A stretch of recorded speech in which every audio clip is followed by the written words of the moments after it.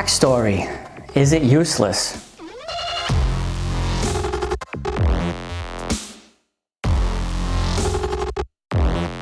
Hello everybody, Maurice here from noblecopy.com, and today we're going to be talking about backstory. Now personally, I'm not a fan of backstory. I understand that it does need to be there to some degree, but I think that too many times the author uses backstory too often and just too much. I think that authors enjoy writing backstory rather than keeping the momentum going with the original plot.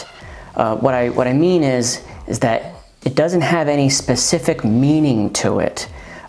They just use it, and the backstory, you know, it goes nowhere. You know, yeah, you learned about the character and what the character did, you know, 20, 30 years ago. All right, cool.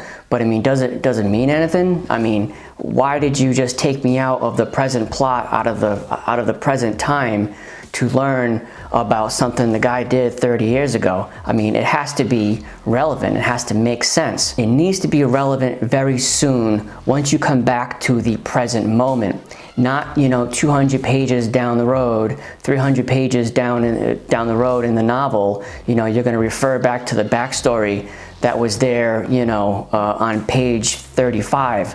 Okay, it needs to be relevant ASAP. Like as soon as the present time comes back, or maybe even in the next chapter. But to go any further than that, I would definitely suggest not to do it. The effects of backstory, if it's not used properly, basically it makes the reader stop caring about the current story. Not just about the current plot or the characters, but the current story, because we read it in the, okay, well, the author obviously cares, you know, almost too much to describe backstory about what happened 30 years ago, you know, and the readers take note of that. You know, we don't want to keep going back in the backstory. Like, we want to keep moving forward.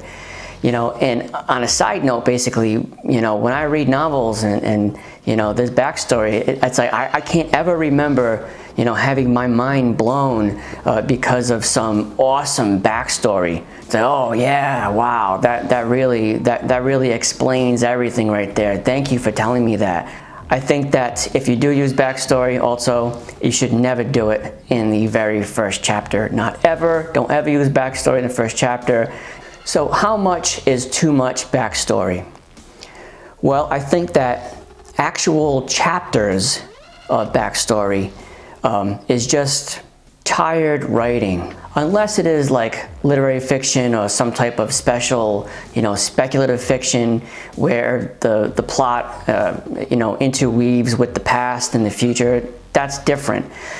But for the average plot out there that keeps just like a linear plot that keeps moving forward, I think that by having chapters of, you know, like 30 pages of a chapter of backstory, I think that that's probably a bad move in my opinion, especially if it has the same characters, right?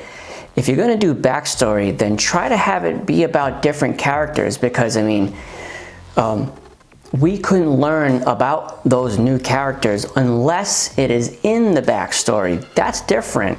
But if you're just going to have, you know, the protagonist, you know, appear throughout the entire novel, and also, you know, in the backstory, you know, every single other chapter, my suggestion to solve this is to really cut down on the backstory.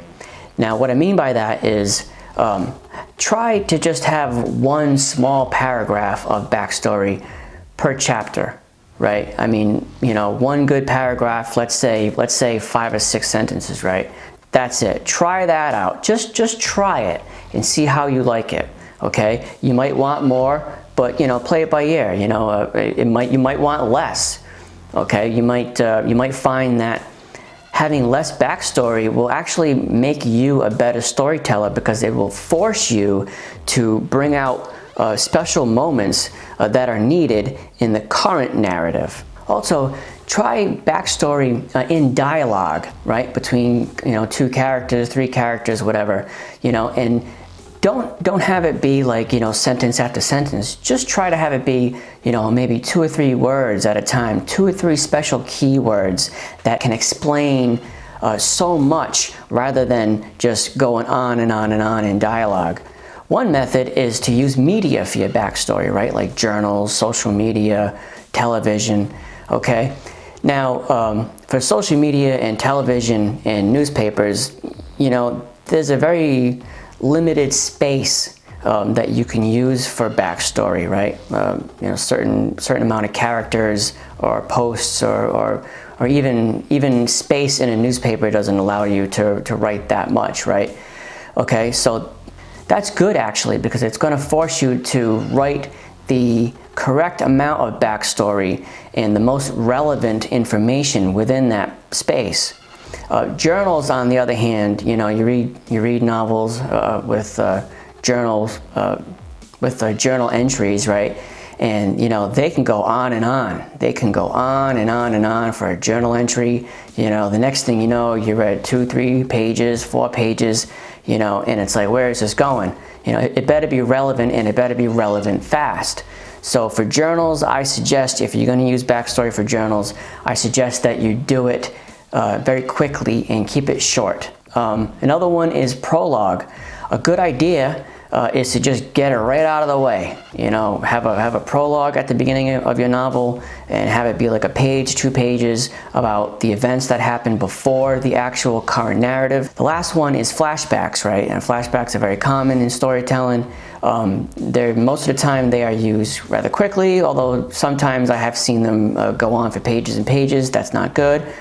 My suggestion is to keep the flashback for like a paragraph or 2, maybe 3 paragraphs, and then keep it moving. Any more is just too much for a flashback. Now, I'm not saying, don't use backstory at all, right? I mean, you can use backstory, and you should. If it serves your story, okay, then use backstory, absolutely. But I am just saying, be aware of how much you are using. You don't want it to outshine the original plot, the main story. You don't want it to outshine, and you don't want to bore your readers with just irrelevant filler that characters did 30 years ago. I mean, you have to make sure that it's relevant, and it's relevant fast, right? It also matters where it's placed. I think that after the second act in a story, authors really shouldn't even think about backstory anymore. It's too late. The main narrative is just up and running. It's going. You want to focus on that. If you are going to use backstory, I say use it in the first and second act. That's it. Your readers, they're reading your novel to learn about the characters and the plot, right? Using events that happened before the plot began, it's risky. It's risky, and I definitely think that you should approach backstory with extreme caution. My suggestion, I've had many suggestions, I think that you should use it sparingly and with specificity. So, that's backstory. Do you agree with me, or do you think I'm completely way off base? Let me know what you think in the comments below, and don't forget to subscribe and like. And don't forget to check out my website, noblecopy.com, and you can pick up my ebook about writing suspense in your novel. Have a good one.